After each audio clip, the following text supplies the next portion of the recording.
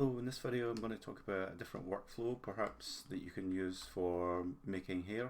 And what I'm going to do is I'm going to work from a mesh that I have of this stylized character that I made many years ago and never really finished because I got caught up in other things. But I'm going to just talk about working on hair based on this mesh, and maybe if you don't like the idea of placing hair cards, then this might be a good method for you. So I'm just going to work on just the head here, just the hair area, and export this mesh. I'll just export it to my desktop. I'm making a folder called hair workflow 2, and just call this hair area. I'm actually going to use my favorite retopology tool, which is 3D Coat. So I actually see the icon here, so let's just do this. I'm going to do retopology and reference mesh and find the mesh here. Okay, so I'm going to do retopology, and for this we need to think about the direction of how we're going to make the strips up. So I'll use points to polygons and start working on the part here. So where it parts, just start making quad strips like this. I'm just going to increase the Z bias so we can see that a bit better. And you can see I was just a bit off from there, so I'm going to move that back so that it can deal with that angle first. Now if you are using 3D Coat, just make sure you have auto snapping on, and it will snap the closest along normal or nearest or outer surface, whatever you want to change it to. Right, and just begin making this strip.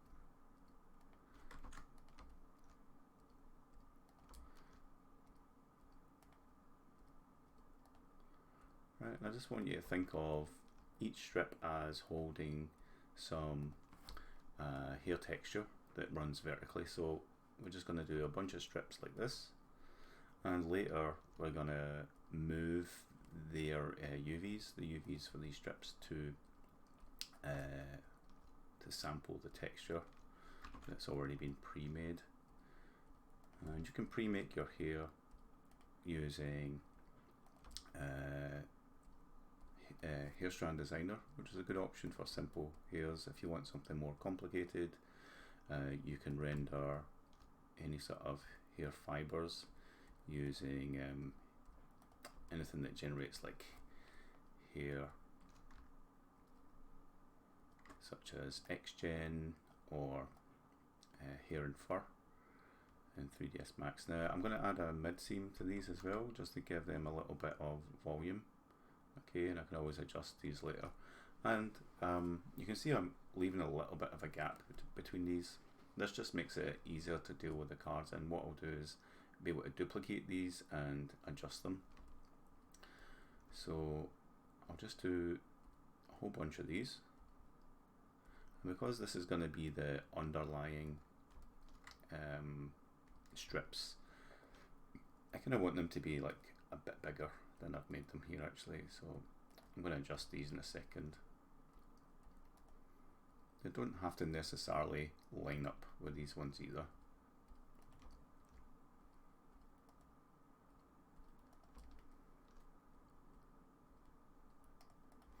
Right, so it's sort of a backwards way of doing hair cards, because normally you would pre-make your strips and then make them place them where you need them to be. So instead of that, we've already got the mesh, and this would be like the first layer, the layer maybe closest to the head. In fact, this has already got a little bit of volume to it based on the head, so I can always move them closer later. Right, but it's just important that I follow the hair flow here. So with this one I'm going to go further down. This is going to be kind of a long strip. And they all come to this ponytail kind of area, so this one's going to go very far.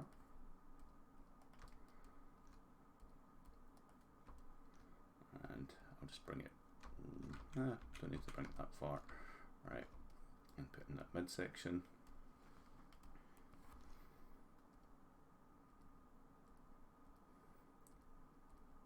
And I already feel like this workflow isn't as time consuming maybe to set up your strips and then try to make them match the curve of the hair. And it's the first time me exploring this workflow as well, so I might abandon it if I feel it doesn't really kind of do what I want, but I've got a feeling that this is actually going to be pretty nice for me at least. And I can start to kind of rotate these in a bit. Okay.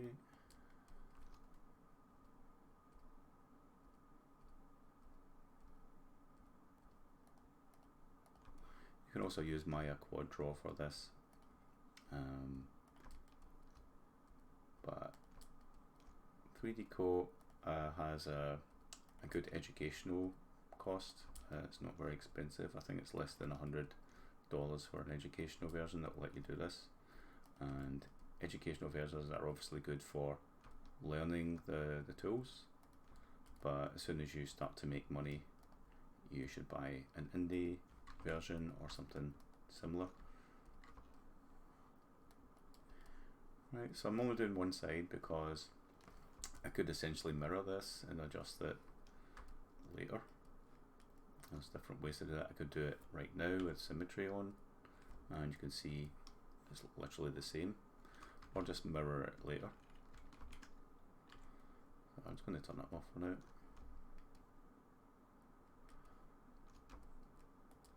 Let's add the midpoint.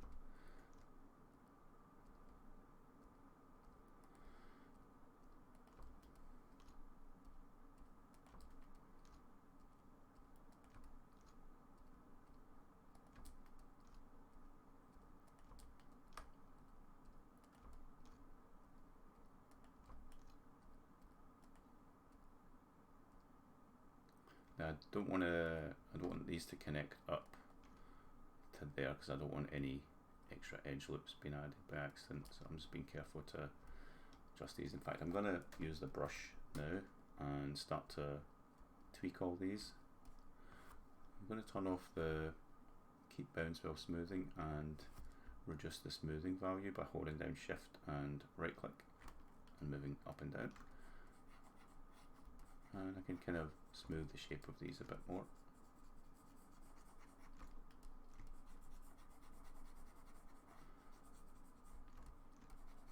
I think I forgot the edge loop for this one. Right, I'm also going to brush, move these around with the actual brush.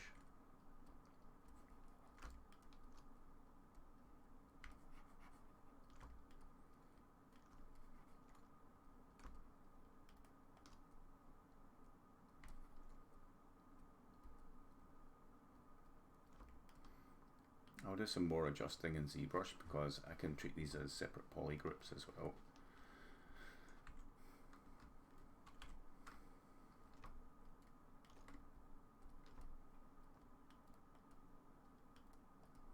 You can see the hair actually goes behind the ear and continues down here, so what I'll actually just do is do a new points and faces at this point.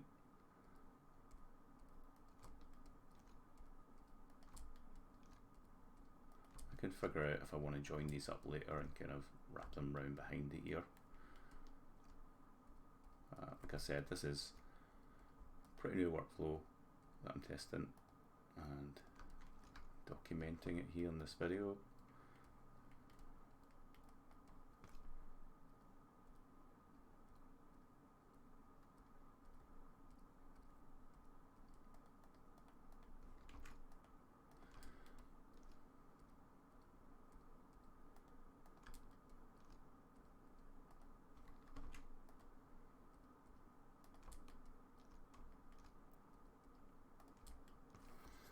Okay, and let's get the brush again and start to bring all these down to this point. Smooth them about.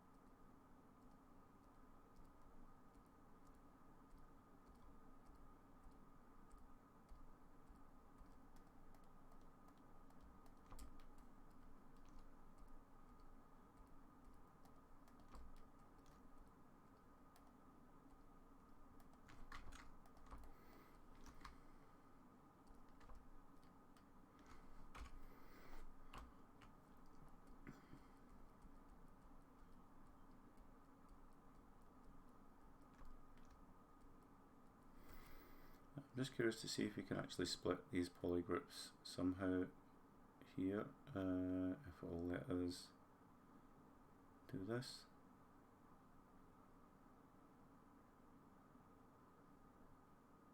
Nope.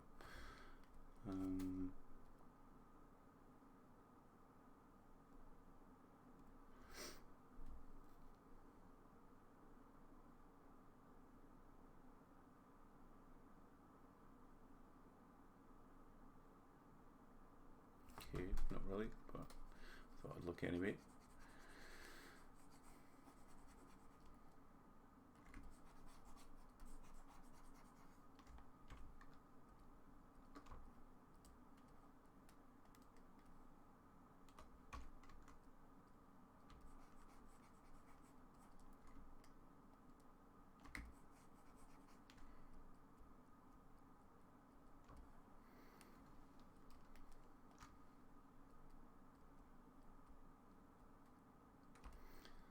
Okay, so I could keep the base layer that I've got, you know, the actual head that's textured already. I can keep that and then start to, this would be my first layer of hair strips and then build over that. So I've kept the initial volume quite close to the head perhaps, and then build up more volume around it, but you could go even closer than this.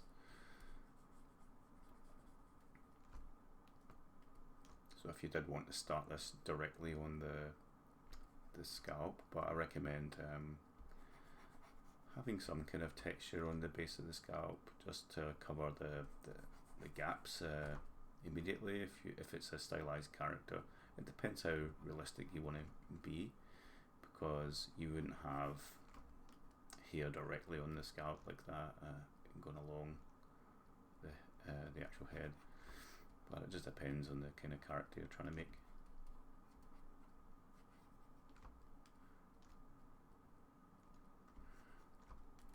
Right, so I'm going to export the strips that I've made just by going to the mesh and export. Let's call this strip set 1 and go back into Zbrush, and I'm going to append first a random shape, choose it, and then import. Right, so that's there, and the first thing I want to do is just to inflate these a bit. So you can go to your deformation and do a tiny bit of inflate, and that will kind of just push everything out like this. And because these are separated strips, I can do auto groups, which you can find under polygroups. So if you're looking for that, it's under polygroups, auto groups. And now I can mask by polygroups, right? And this is under brush, auto masking, mask by polygroup. And if you bring this up to 100%, when you use your move brush, it's not going to affect these things, even if the brush is massive. Okay, you can actually change the weight of this so that it somehow affects some things more than others, right? And then if you turn it down to 0, it's just going to affect everything. So I want it 100% so that I can just adjust these strips a bit more, bring them a bit closer.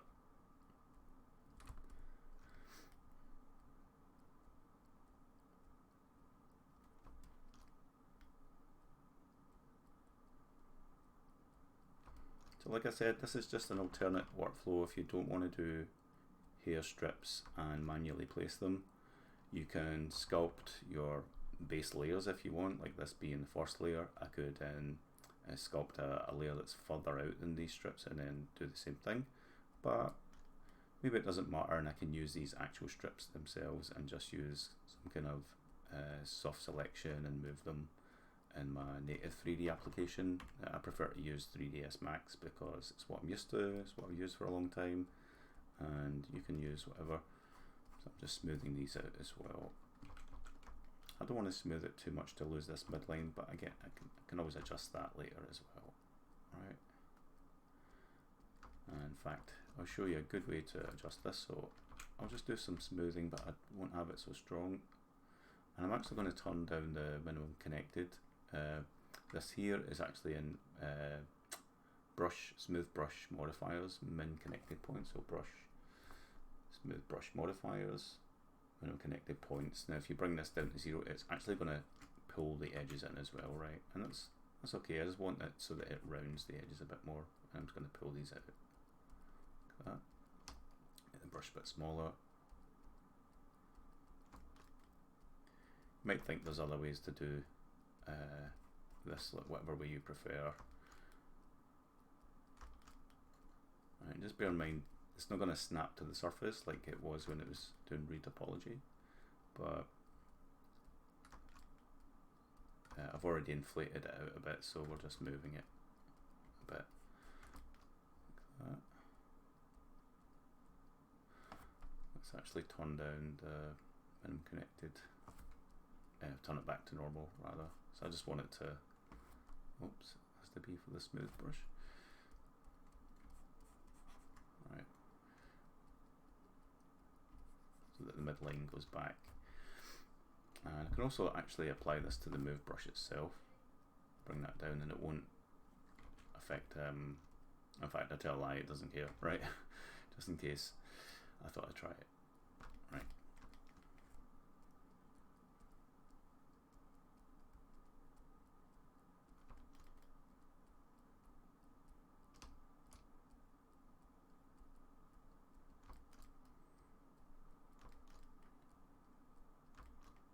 You see I'm constantly rotating the camera so that I'm looking at these almost straight on, so that I'm only moving them across the way, because this is a screen space type of movement.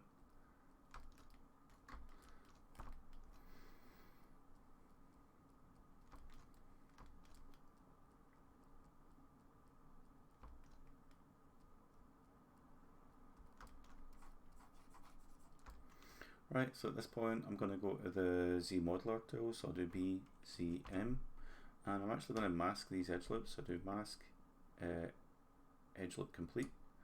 I'm going to mask all the middle zones.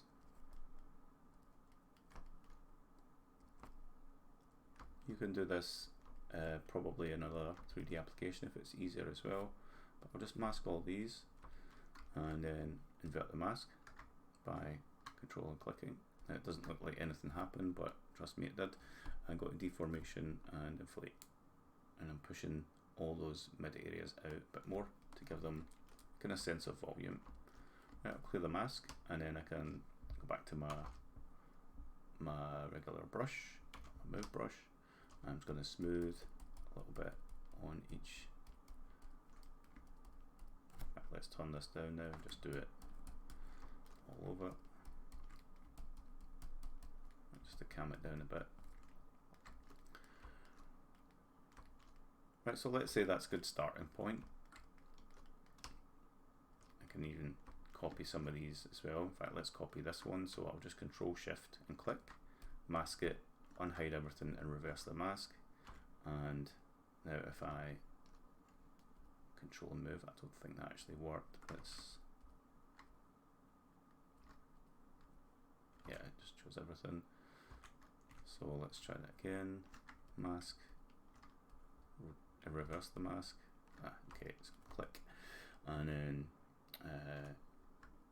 use Control and move this clump, and then I can move all of this into place manually. You can see it's a little bit more tricky because I'm really trying to use a brush that's not very good for this.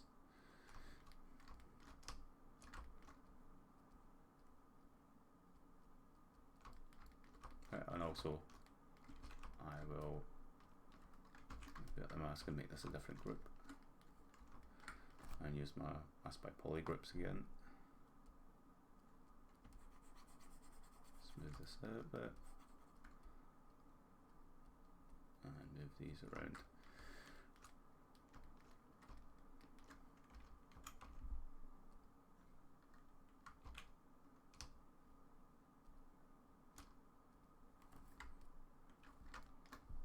This time I'm just going to move it towards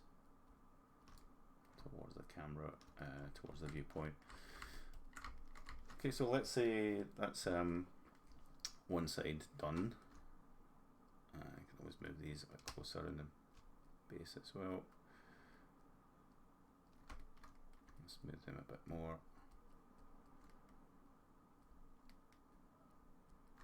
Right, so let's say that's done.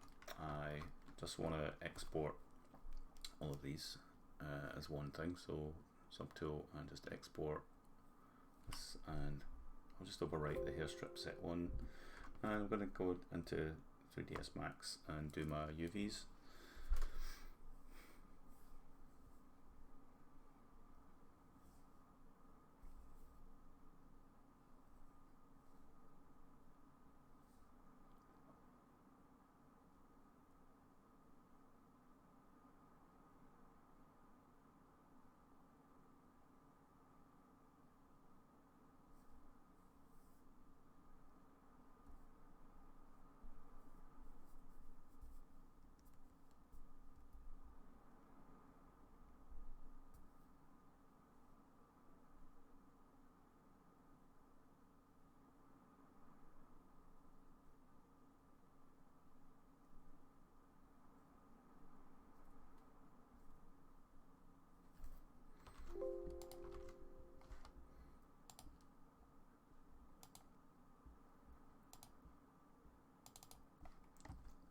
So you see it detects all the groups individually.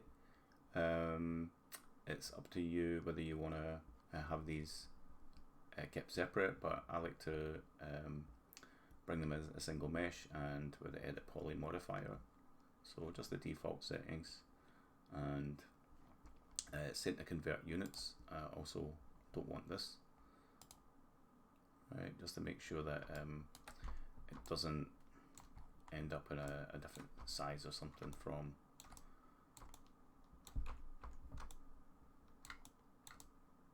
it's also mid position. I'm just going to test this, come back just to make sure it ends up in the same place, because I might have missed a trick there.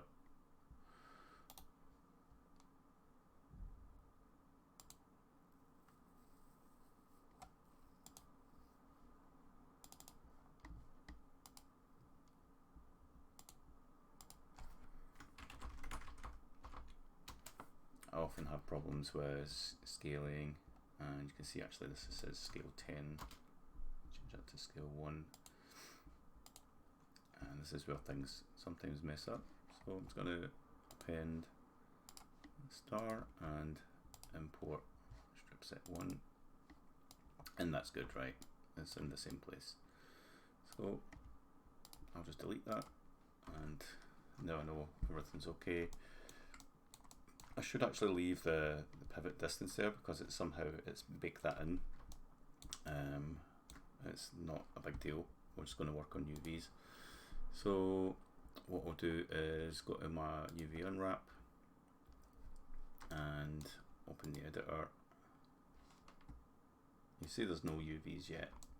So I'll just look at it side on here, choose all the faces, and do a view based projection, and then I'm simply going to use this straighten selection like this.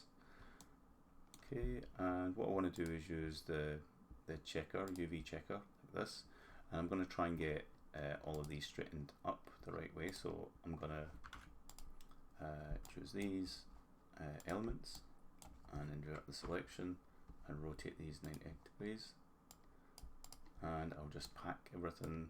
You don't have to select everything in max, you can just pack without rotate, and I'll just make sure that all the roots are actually saying A, right? So there's A there. It's actually the wrong way round, so I'll switch that round like that. Okay, A2. And you can easily see the wrong way round if the letters are the wrong way.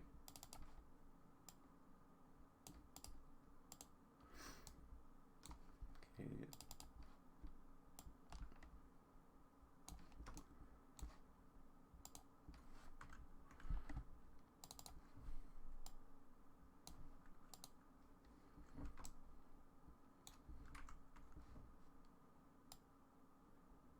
And you can see I'm also moving them up to the top because I expect my hair strips to be here.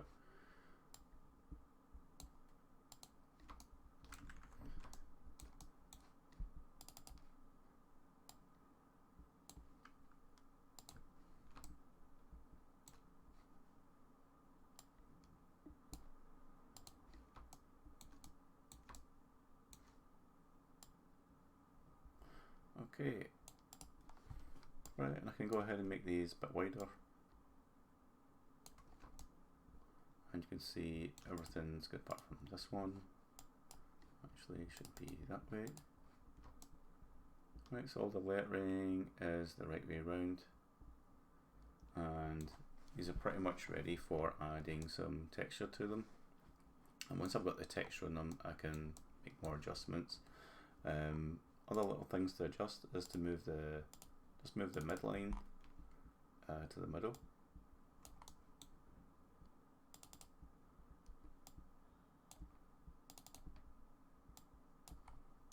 I'm just going to hide this.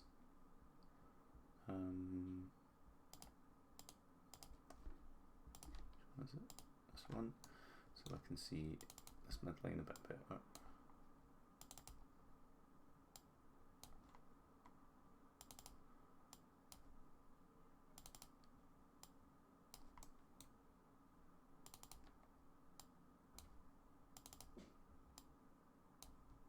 Now I'm assuming it's done that because the midline on these isn't actually in the center, so I'll just collapse that. And if I did want to adjust the lines to the center here, I'm just going to double click the line and do preserve UVs just so I don't upset them, and an edge constraint so that it doesn't move away from edges. You can also try face if it helps. Right, you see I'm just moving these around to the middle, but I don't think this is a big deal. Everything seems to be along the middle enough. Right, there's a few janky bits here and there which we'll fix later once we see the actual hair texture on it. But what I'll do now is go to my unwrap UV, open here, and I've got 1, 2, 3, 4, 5, 6, 7, 8, 9, 10, 11 strips, which is ideal because that's the way Hair Strand Designer works. It works in 11 strip sets at a time. You can always overlay them, composite them and stuff like that, right? It might be hard to visualize how everything's going to look in a kind of blind fashion at first, like the kind of strips you want, but we can always move these the UV references later over different parts of texturing. Right, so do this and go to there. Now what I'm going to do is, let's just straighten these UV line a little bit. Like that. And yeah, that should be good. So what I'm going to do is render this image. So if you've got tools, render UV template, and I'll do 2048 just so we get a good bit of clarity from it. And render UV template. In fact, I'm going to turn off the alpha. No, that's fine. Render UV template, and it gives us this image. Save the image, but don't have any transparency. So I'm going to do PNG. Let's do desktop.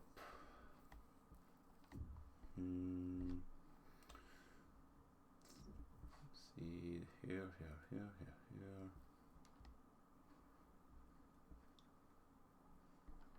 That's there.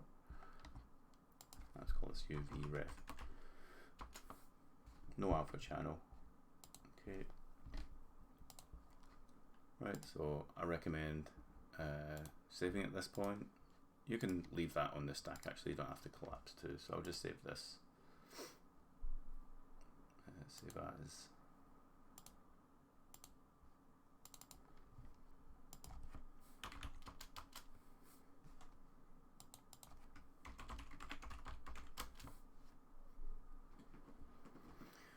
Okay, so now I'm going to open up Pair Strand Designer and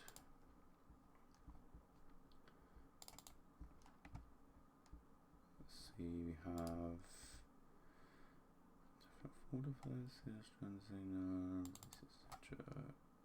Builds, and what 683 is the latest one.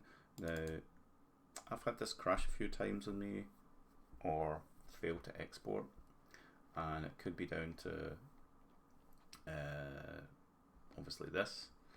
It's scanning it to check it's safe, so definitely let it do this first, and then you should be good to go. Otherwise you might get issues. So I think it's restarted and we're good, and it's asked me if I want to reload old sets. So I'm gonna bring all the strands to 0, and then click this UV image and look for my UV ref, and you can kind of see it here. If you want to bring the opacity up like this, you can do. Okay, and I'm going to click on set 1, and this means I'm just overriding. I'm making the number of strands and things, anything with the dots on it basically, you can do overrides with. So I'm introducing some strands for this particular area. I'm just going to move it there and make the full length like that. Okay, let's increase the strands more. First I'm going to do a little shuffle as well, so I get something unique. This is a global shuffle, it isn't based on each set or anything like that, it's just a global thing.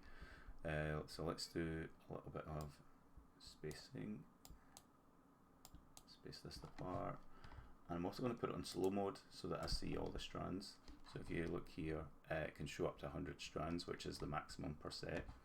But in medium mode, that would be reduced, and in fast mode, it will be reduced even more. Okay, so slow mode will give me a better idea of things. And I'm also going to change the colors to something a bit more in line with the character.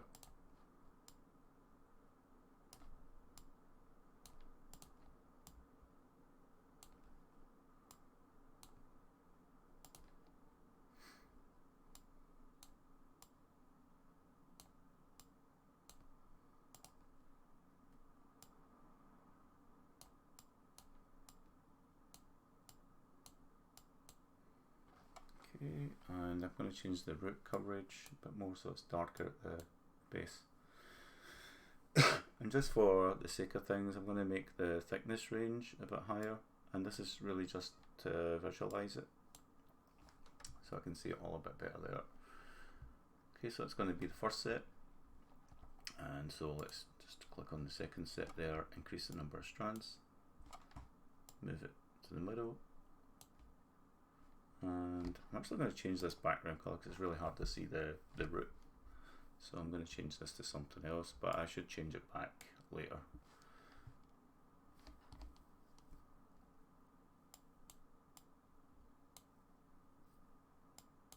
So these are global values. And okay, so let's see, I'm still in set 2, and let's increase the spacing and the length. Maybe do something different with the waviness and the tapering, number of strands, Go back to set 1 and also increase the number of strands there. And just make sure you don't go out the UV area, but you can always adjust this later if you want.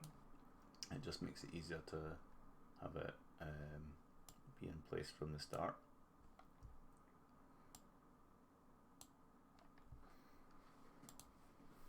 Okay, going to go to a third set and increase the number of strands there, move it in place, and increase the length. I'm going to do a little bit of variation on this one to get more randomness with the algorithm.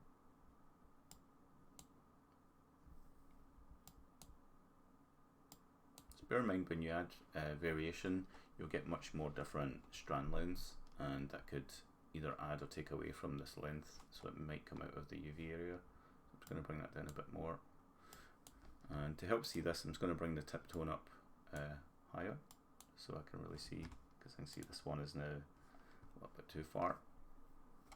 I can do the same with the root tone, just for visualize it. Okay, they seem fine. So this one, I'm going to bring the length down a bit. And back to the third set. You can also choose sets just by clicking on them here. And if you double click them, you can, if you double click here actually, you can just isolate that set and it will run a bit faster.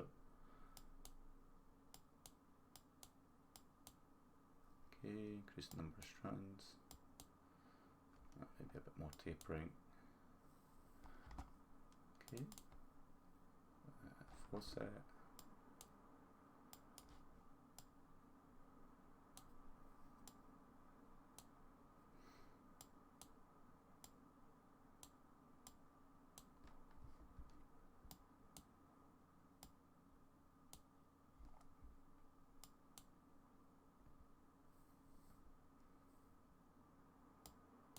Anything that doesn't have the dots here is a global function, and as soon as you change this, you're going to change all of them. In fact, don't tell a lie, this actually does have override, although it doesn't show it here.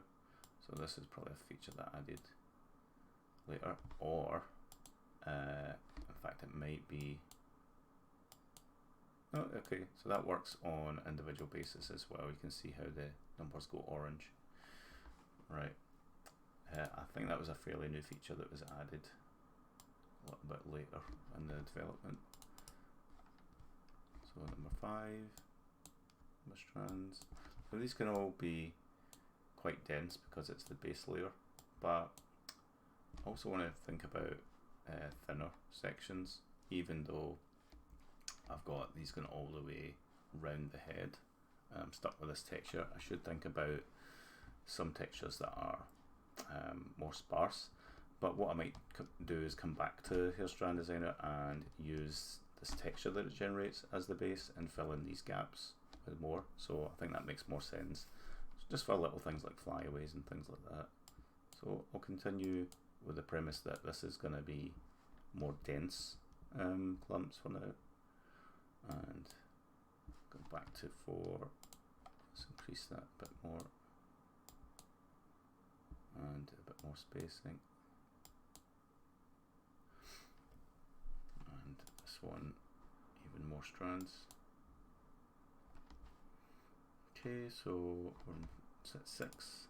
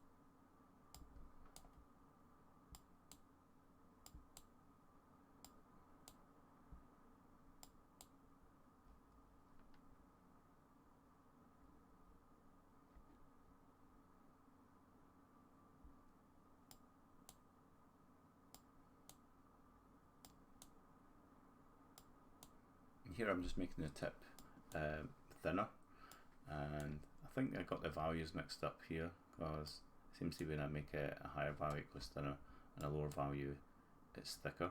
So yeah, just be mindful of that. So if you want it to be thinner, so it's actually a thinness adjuster, not really a thickness one. And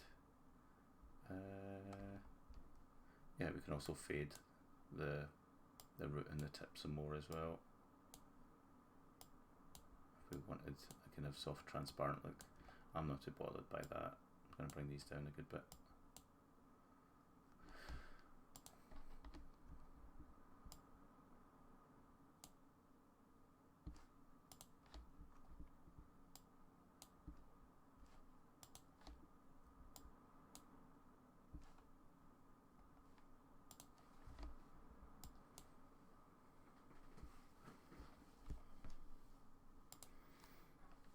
There's no real need to save Strand Designer all the time. It does auto save in the background, and as soon as it either crash or you reopen it, you can immediately load your last file. So you don't have to worry about that.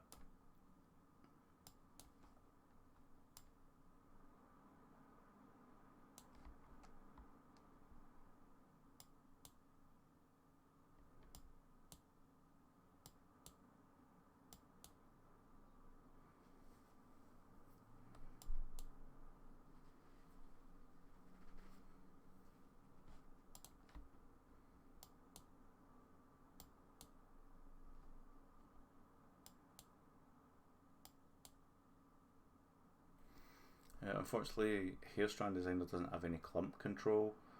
What you would kind of do for clump control is composite all 11 sets into one and treat them individually in a way using the tapering function and your mixers. It's kind of the long haul to do that, but to be fair, it was really difficult to hack the algorithm, which was super basic, to do clumping. So that's just a feature that was never really developed, unfortunately, even though it was heavily requested. It was too much of an investment for me, because I'm not a developer and I'm more of an artist who does a bit of everything. And yeah, so jack of all trades, master of none, I'm afraid.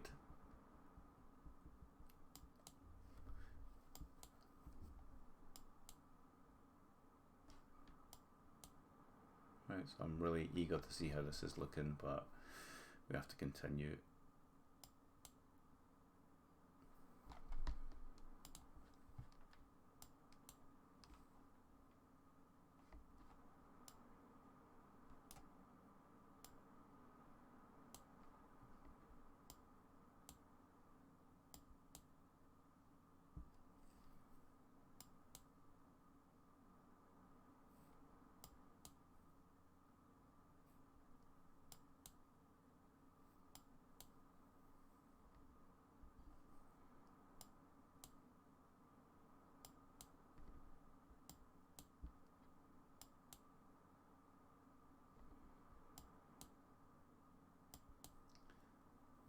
Okay, at this stage I'm just going to render the colour map just to see how things are looking.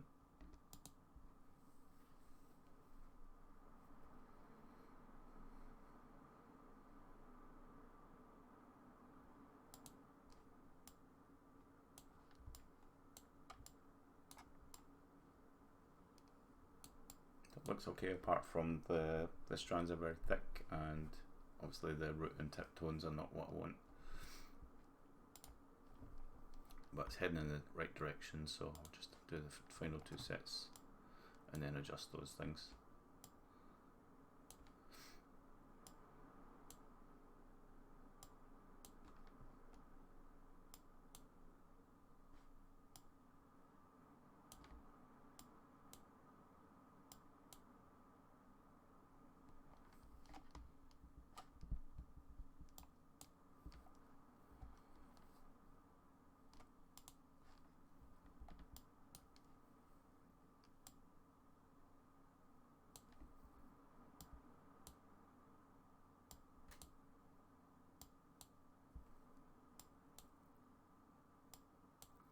So when you see these little lights on, basically means there's overrides on those particular sets, and they just give you an idea of how much overriding you've been doing. The wave frequency ones don't actually show you that. I never really added that in hindsight. Anything else is a global function that affects everything.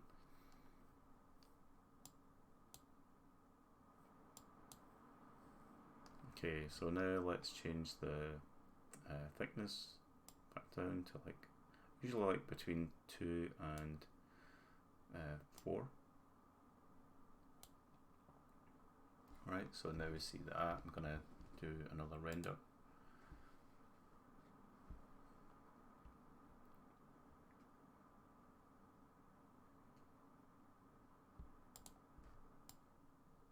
And you should look at this preview here, because it's showing you exactly what you see.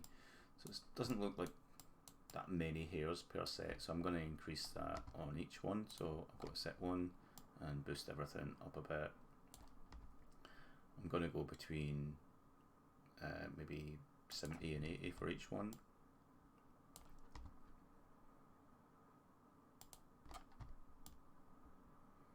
I'm going to put it in fast mode just for this.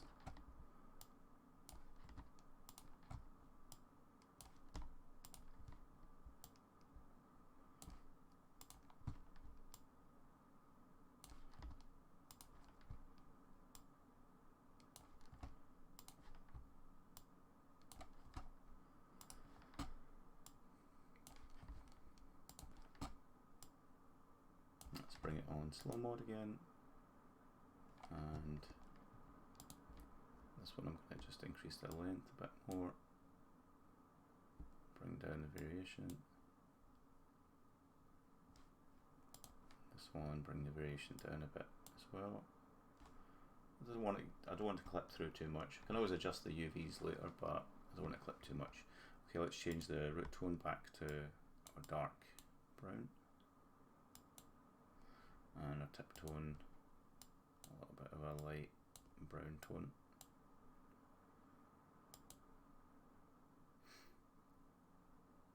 Okay, and play with the coverage that you want.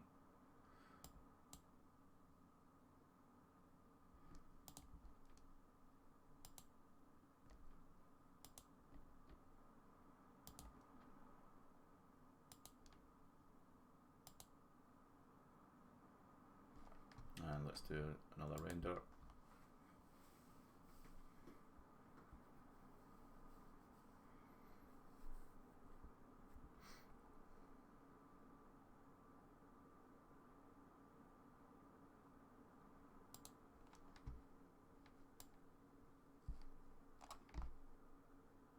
Okay, so that's a bit better. We're going to layer quite a lot of these cards over each other, so we can definitely build up a whole bunch of hairs. So that done, I want to bring this background color back to something similar to this brown, otherwise we're going to see some problems at the edge. So I'm going to bring this down to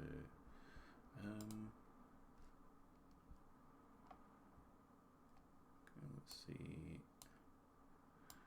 darker like that.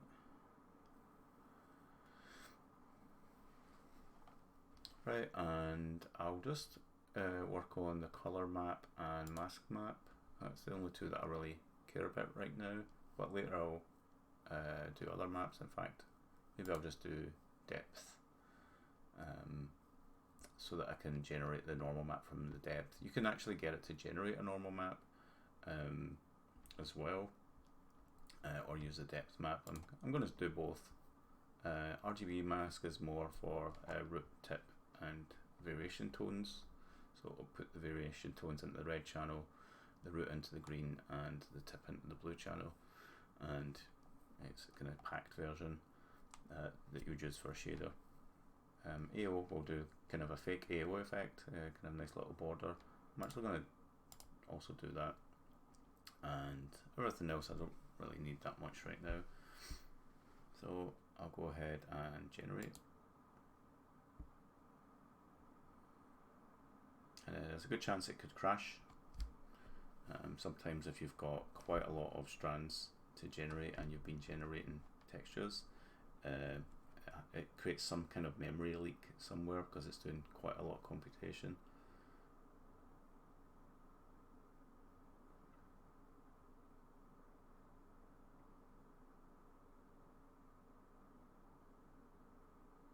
You just leave it running, don't click it or anything like that, because that will really upset it.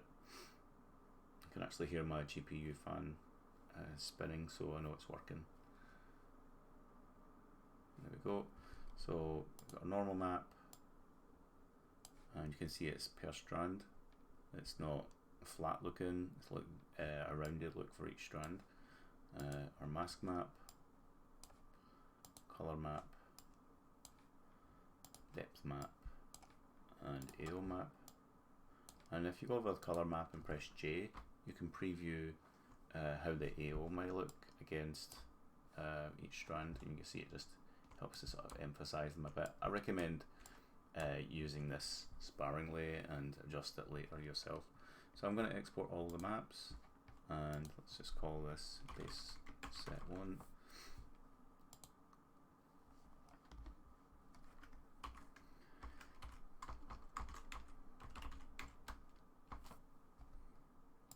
And it's also going to save the project. So you'll see this window flash every so often. That's actually automatically saving out the textures.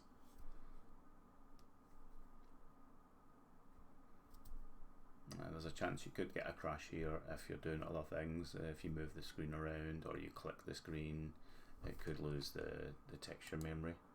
So that seems to be fine. You can actually drag this aside if you want. I'm just going to go to there and look at the textures, and as you can see, it's gave us everything we need. Okay, so I'll just drag Strand Designer aside. It doesn't have a minimize window because that ruins the texture memory, so it's something I had to build in a little drag window feature for that to keep it active. And it's not doing too much in the background, it's done everything it needs to. And cool, so we can now assign some of these textures. So I'm going to go to the material editor and throw that on there. I'm just going to call this here set 1. Choose my diffuse map, which in this case will be the color map. This one, and enable that, and you can see already how the hairs are flowing exactly as you expect. Bear in mind you might want to adjust some UVs and things like that. And I'm also going to go to the normal, so the bump here, change it to 100. Choose this, choose normal bump, and flip green because Max is using DirectX right now for me, and choose normal bitmap. And if you want to see this, the shading correct for it, for the normal map, you have to change this here to high quality, and the normal map will come through. Now obviously we need to make it a little bit shiny to see that, not too much. And let's also bring in the opacity map, which is the mask map.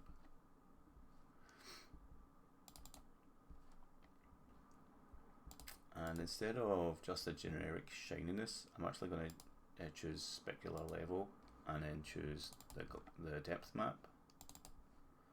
And this will just introduce a bit more variation. Right, let's also move this to, oh there you go, it's worked right. If it doesn't show through so well, so you see it's showing quite well there, you can always drag it to the color. In fact, I recommend bringing the color map to specular color to give it more of a kind of metallic-y sort of look, and then just bring the value down, and then you've got this. Right, so that's a good start. I'm just going to check the UV editor just to see now that it goes over the textures. So the best one to pick from the scene now is the mask, because you can see that the best. And I just enable this. And just check that the UVs do cover each end.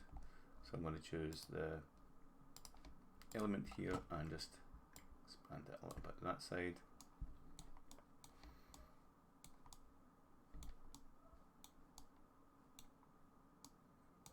this one goes out, so I'll bring that over there, and maybe a bit this way.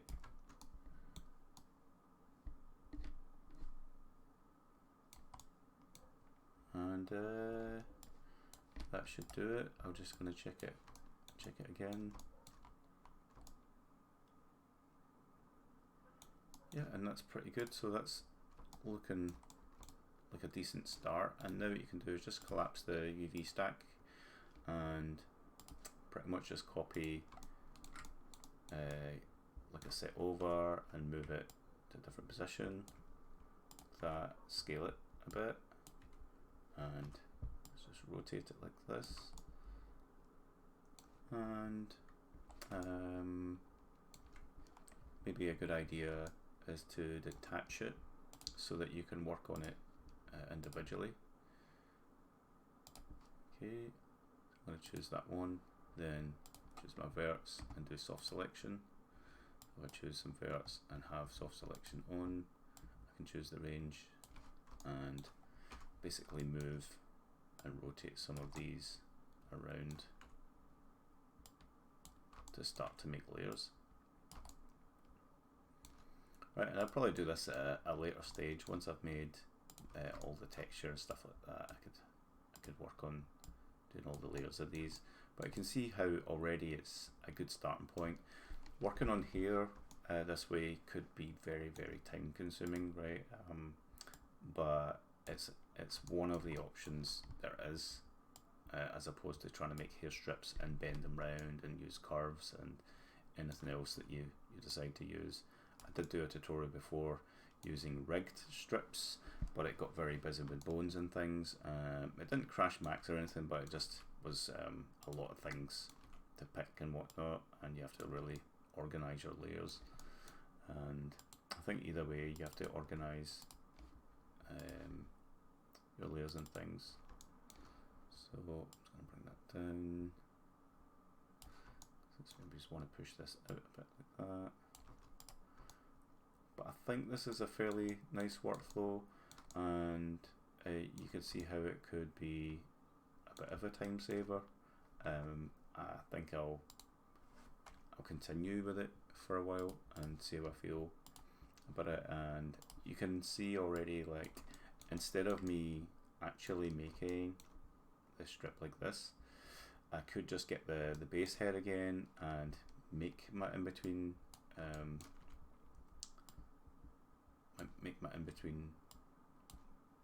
poly strips, if you want to call them, or hair strips, and I could actually go back to 3D coat and do that. Okay, so I could put all these in one group and do a new group and hide the old group or whatever, but I can now like come back and do an in-between area.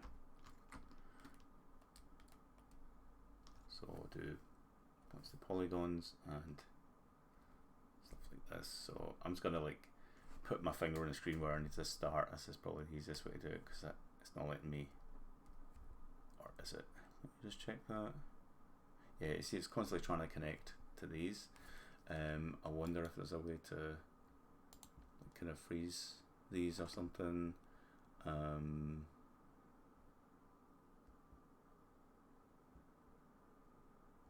Symmetrical, subdivide. Yeah, there's no way to do that. So I would just kind of toggle that layer on and off. But you can see how I can build like an in-between layer quite nicely.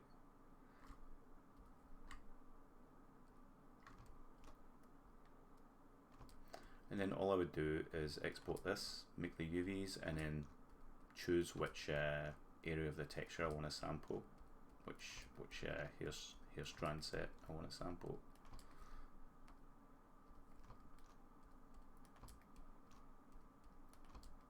I can bring this into Zbrush as well and adjust it however I like. It's just a shame that for some reason it's detecting these faces as well as if I want to connect to them. So I don't think there's a real way to make it ignore other groups or anything like that. And I've actually gone too far with this, so let's bring the brush up and see if I can move things without affecting the other. Yeah, that's a little bit annoying. I'll maybe put in a request as a feature to be able to freeze these poly polygroups. I don't know if there is a way to freeze polygroups. I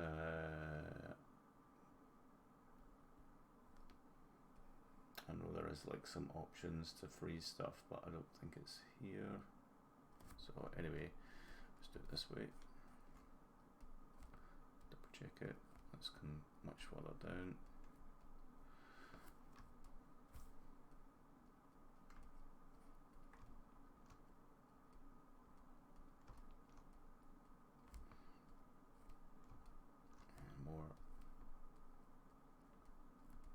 I'd probably do this in Zbrush, to be honest, once I've got this in.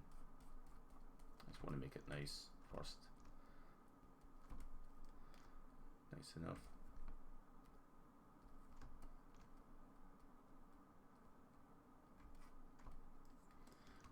Okay, I'm going to put in my put there, and maybe a couple of extra little loops here and there.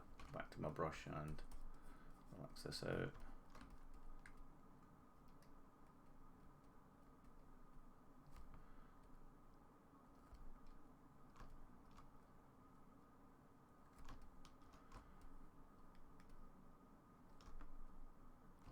Okay, so the only thing I don't like about this workflow is the fact that I can't freeze these groups.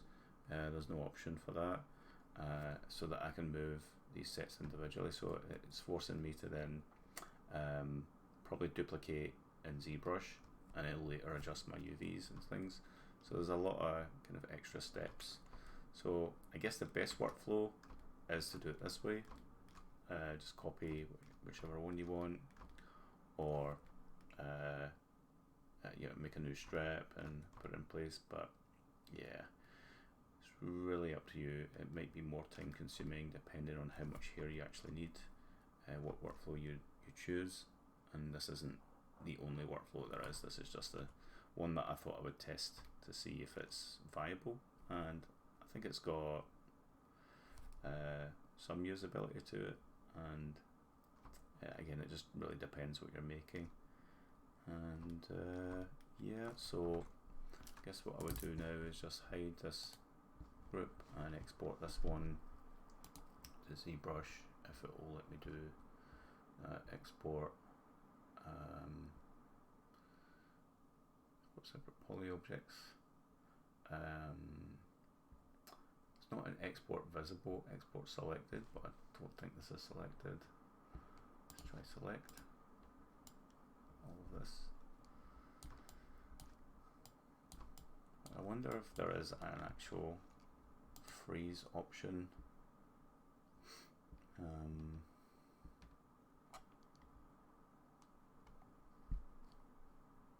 Freeze or lock or something. Selected, expand, load. Don't think so.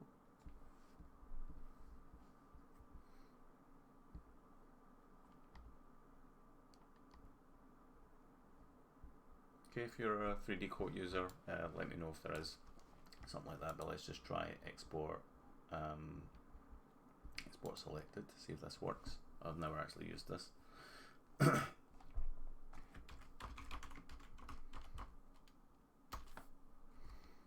So first I'm just going to test importing it to ZBrush by appending star and import single strip. Yay! So obviously that doesn't work, and it didn't crash ZBrush, thank God, but it didn't like that what I was doing the selected mode. So let's just try mesh export and do single strip. And let's try it now. And yeah, I actually just brought in what was visible. So the first thing I'll do is the inflate, deformation, a little bit of inflate, like that, and then BZM to mask the edge loop, invert the mask, and do a bit of inflate on that. And yeah, now I could, I suppose, copy this around.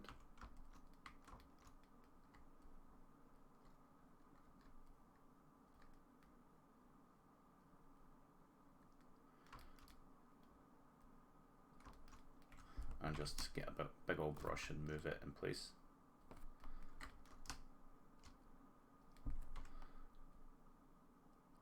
I like how I say big old brush like I'm Bob Ross. It's not that kind of brush, obviously. Right, let's do a little bit of smoothing on the edges with very low intensity.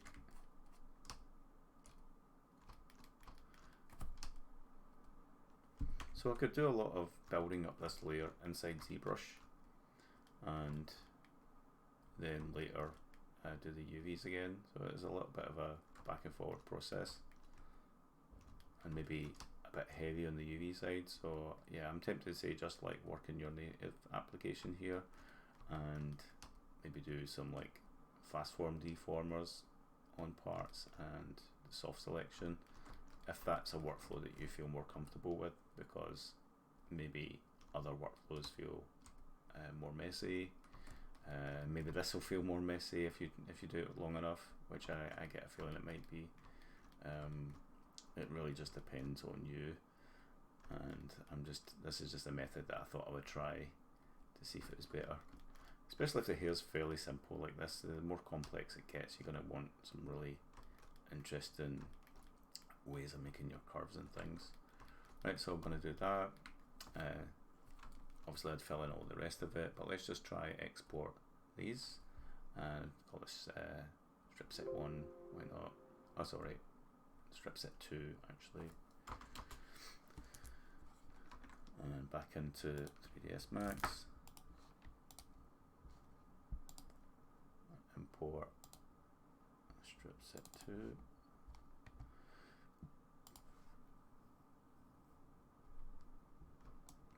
I'm going to apply the texture right away and then isolate it. Go to the UVs. I'll just look at the UVs directly on and then just choose a projection like this, and then just hit this button. Oops, not that one, this one. That will straighten these out, and you can, if you want, do a tiny bit of relax to it, right? But just watch, it might create some unwanted shapes, but I'll do some relaxing like that, then hit this one again, and it will get the proportions a bit better. Right, so I'm going to bring in the mask, and then just simply press F2 so I can see what I'm doing there, and just line these up to some existing hair strips. So I can reuse the ones that are already done. And like I said, if I'm doing flyaways and things, I'll show you a way that I would do that. And okay, so there's just a kind of approach to that side of it. Alright, let's say I'd done quite a few layers, maybe 7 or 8 different layers all stacked up, and I got to the point where I wanted flyaways. Then I would go to the Strand designer, right, and I'd make an entirely new project. So I already saved the HSD file when I exported all, so it includes the HSD file. So I'm going to press F6 to reset everything, and don't want to auto load, or maybe you do, right? In fact, what I'll do is I'll load the previous file, and I'm just going to bring down all the number of strands down and keep the same features, because I want it to have the same color tones, right? So I'll just bring all these down. Let's just change to slow mode for this to be a bit quicker.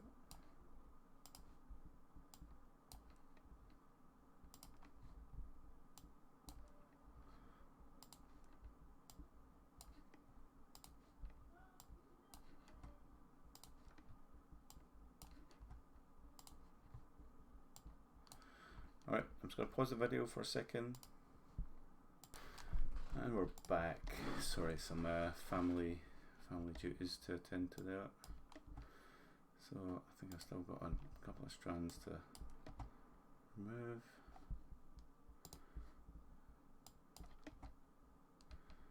And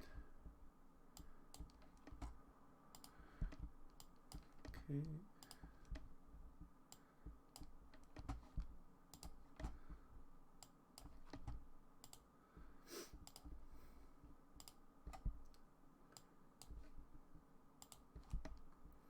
So now we've removed all of those. I'm going to change the UV image to be mask, and we can see what space we've got left to put things. You can, if you want, use the same UV layout that we had before, because we know the space here. In fact, this might be better to use, to be honest.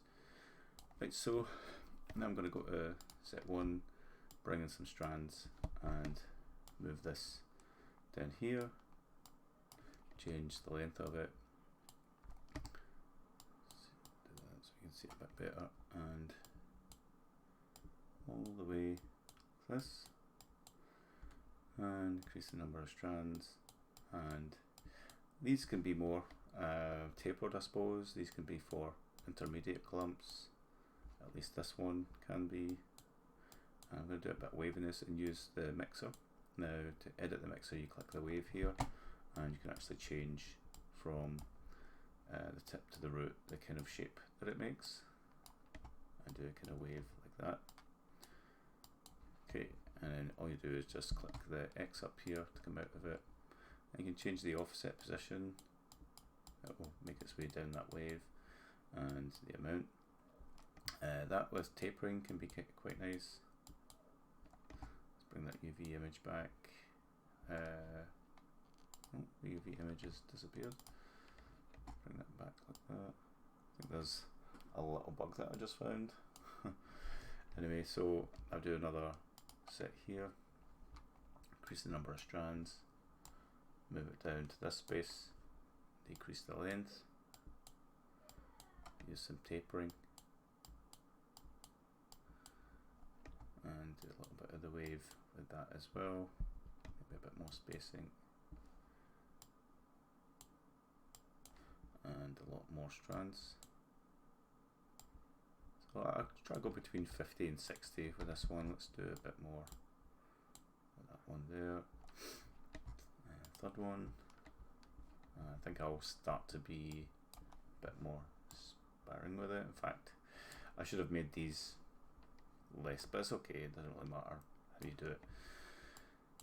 Do this, and let's taper these down a lot more, a little bit more variation, bring the length down, a bit more of this. I'm going to do a second one here for a bit of difference, and I'm also going to shuffle. That's quite nice. Sometimes with the shuffling you get these nice little groups, like that. Nice little group there.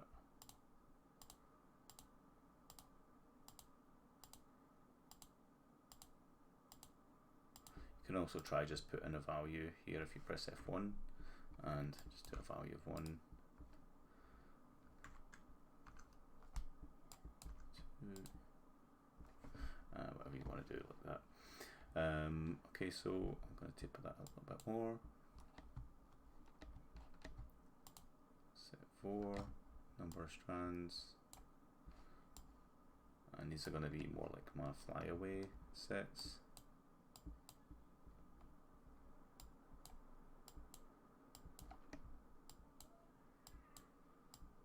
I'm going to adjust this waveform a bit more.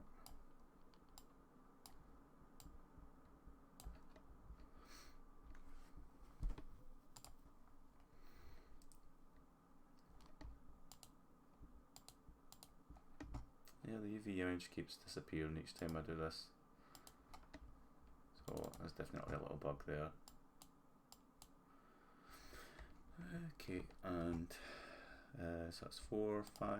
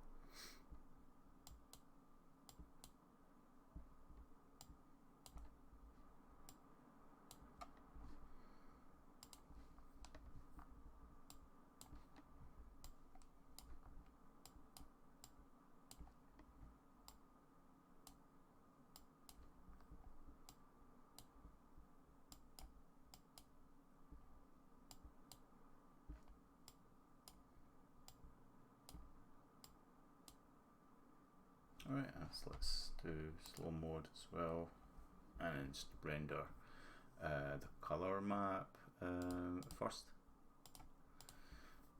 In fact, I'm going to do depth map first. I kind of see that a bit better.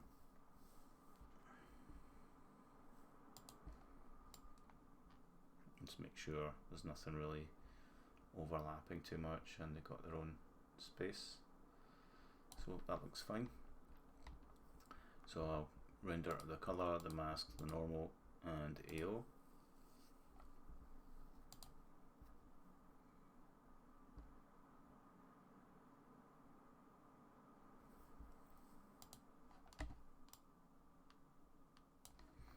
And let's go there and press J just to see how that looks.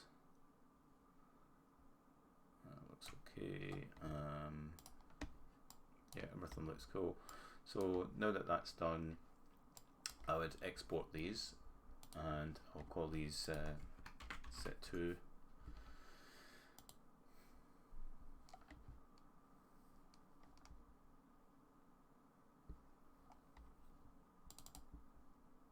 Paste set 2. Okay.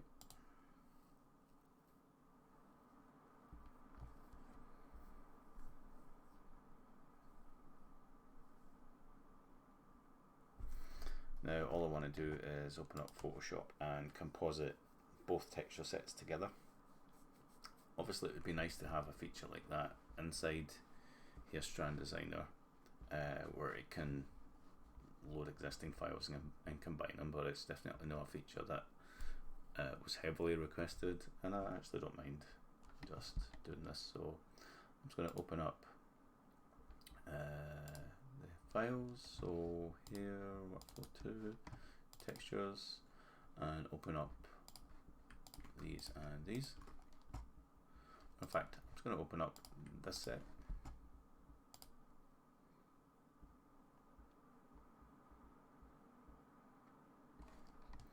and so for the AO one I'm going to go in the folder and drag in AO2, just like that. Color, oops, color 2, depth,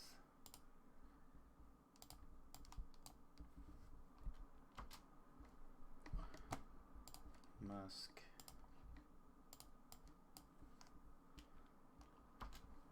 and normal.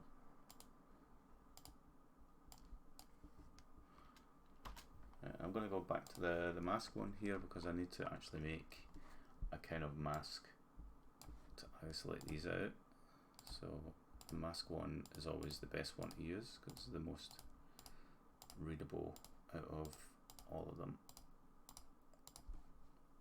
I'm just going to make this kind of shape here, and then click the mask, and now the composited. And if I alt click on this and do Control A, Control C, I'll go to this normal, add a mask, alt click, and then Control Shift V, or sometimes I think Control V would also work. Yeah, muscle memory of doing that. Let's make sure you obviously alt click here. So new mask, alt click. Okay, and then when you come back to these layers, you've got the composited version of everything with the same parameters and a full set that you can use.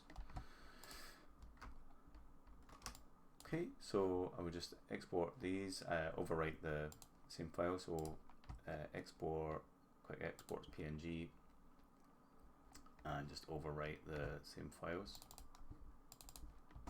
Set 1.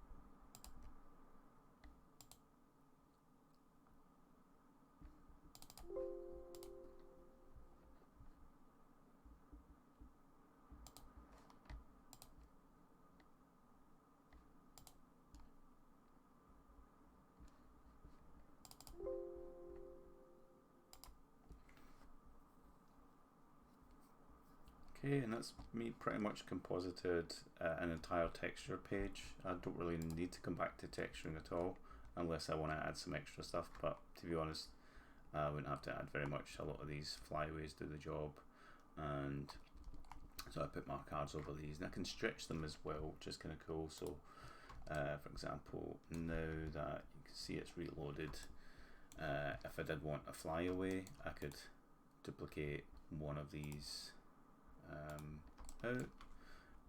Let's just do this extract as clone and choose that as self.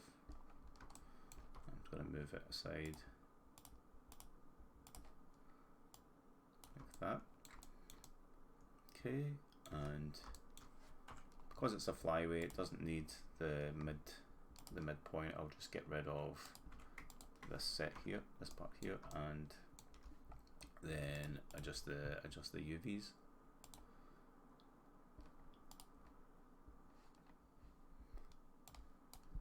So I'm going to choose the mask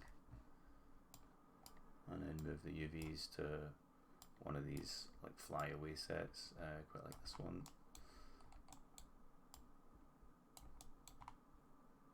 Okay, so that's basically what's going to come through.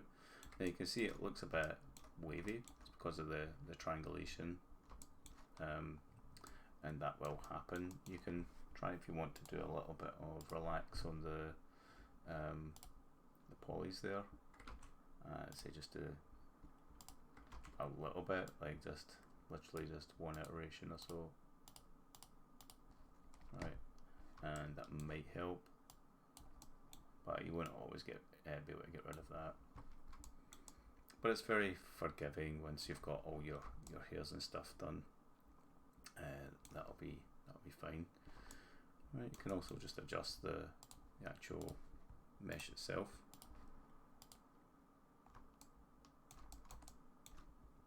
Play around with the verts to see what's actually happening. So there's actually a cut along here, like a triangulation divide. You can try if you want to turn the edges, so choose faces, and you can do edit triangulation. You can see where it is and click turn, and you can adjust these if you are really stressed about how these looked. You can try one way or the other. Right. So whatever you feel works better. Right, and you can also obviously scale this to your heart's content and other things. So another thing I was talking about is to use the fast form deformer, and so you can use like a FFD, and if you use the box form, you can set the number of points and then play with one of the control points there and deform things this way, which might be an easier way to get this particular hair card where you want it. But I think just using soft select is good as well. Just choose a vert, enable soft select, change the range, and then just move it around that way. Or once you've finished a bunch of them, take them into Zbrush and adjust it there as well. The thing I don't like about soft select is that the pivot doesn't actually move to the verts there, and I guess you could try edit the working pivot for that, but for me it doesn't really do anything. So yeah, but just yeah, these are just an idea of ways to go about doing hair if you were really struggling, and if this approach suited you better. Right, that's pretty much going to wrap up this video. I'm just going to attach everything here because they're all sharing the same texture anyway, and let's apply a little bit of symmetry. And there we go, we got the start of a hair card. Obviously you don't want that kind of thing to happen, so you can have symmetry and don't do any slicing across the mirror, right, and don't weld any seams. and that way we keep those strips there in the middle. And you can see how that would build up over time. So this is probably a workflow for you, maybe not, but definitely recommend Hair Strand Designer, because one, I made it, and two, it gives you a pretty nice result with the actual hair strands. It differs a bit from other rivals when it comes to hair, because it's a lot simpler, I suppose, and gets you fast results, and you can use it for making fur if you want. You can use it for making frayed edges of fabric or anything like that as well. It's a little bit of a uniform style strand editor, in the sense that it looks very kind of mathematical, right? Oops, let's just do that again. You know, in the sense that the waviness is very, you know, generically sine wavy and whatnot, but you can see by using tapering and variation and length and mixers, you can get a lot more variation out of it. And yeah, hopefully it's a tool that you enjoy using, and just bear in mind it is a little bit buggy and it crashes every now and again when you do too much, especially too many strands. But so yeah, on the note of doing clumps, you would do it with this kind of method, where you bring the spacing together and use like a lot of variation and sort of the distance together and stuff like that, and you can kind of just move things around and make your own little clump sets that way, and recomposite your final image however you want it. So I hope that helps. Thanks for watching this video, and I'll catch you in the next one. Bye.